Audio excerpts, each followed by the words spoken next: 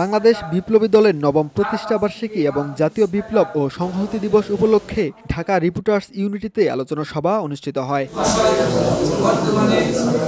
সভায় BNP chairperson উপদেষ্টা আব্দুস সালাম বলেন, আমরা যে স্বাধীনতার স্বপ্ন দেখেছিলাম ১৯৭২ সালে সরকার গঠনের পর সেই স্বপ্ন বাস্তবায়ন হয়নি। অভ্যুত্থানের পর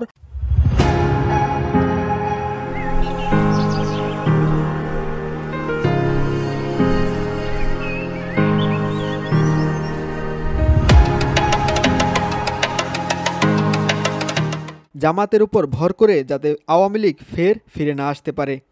নিজেদের বিরুদ্ধে একে অপরে কাদা ছোড়াছুড়ি না করে আমরা জনগণের কাছে রায় নেই, তারপরে জনগণ রায় দেওয়ার পরে আমরা দেশটাকে সেভাবে পরিচালিত করি যাতে আমাদের নিজের পায়ে দাঁড়াতে পারি। আমাদের এখানে যাতে আবার ওই ভারতীয় আধিপত্যবাদের শক্তি যাতে কোনোভাবে আমাদের এখানে আবার না আসতে পারে। আপনাদের উপর ভর করে এর আগে আওয়ামী লীগ এসেছে, আবার যাতে আপনাদের উপর ভর করে আওয়ামী লীগ আসার সুযোগ না পায় সেই চিন্তাটা আপনাদের করা উচিত। তার মন্তব্যে উঠে আসে, কৃষক, শ্রমিক ও প্রবাসীরা দেশের প্রকৃত সম্পদ, তাদের উন্নয়নেই জাতীয় অগ্রগতি নির্ভর করে। এই দেশে কৃষক যদি না বাঁচে, এই দেশের শ্রমিক যদি না বাঁচে, এই দেশের সাধারণ মানুষ যদি না বাঁচে, কাকে নিয়ে আপনি রাজনীতি করবেন?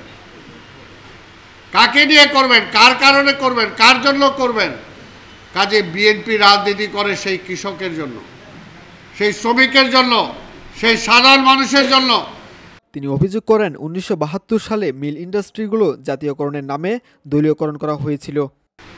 স্বাধীনতার পরে আমাদের মিল ইন্ডাস্ট্রিগুলো জাতীয়করণের নামে সব দলীয়করণ করা হয়েছিল।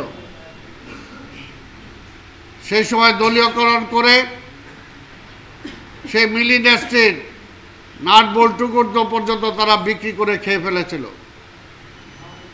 অনেক জায়গায় আগুন দিয়ে আমাদের পাটকলগুলোকে জ্বালিয়ে দেওয়া হয়েছিল। তিনি বলেন, শহীদ রাষ্ট্রপতি জিয়াউর রহমান জনসংখ্যাকে জনসম্পদে রূপান্তরে যে ভিত্তি গড়ে দিয়েছিলেন তা ৮ থেকে ১০ বছর অব্যাহত থাকলে বাংলাদেশ আজ উন্নত দেশের কাতারে উঠে যেত। যদি স্বাধীন অর্থাৎ শাহাদের কথা বলতে হয় তাহলে সেটা আমরা সেই সময় পেয়েছিলাম, কিন্তু তারপরে কি হলো?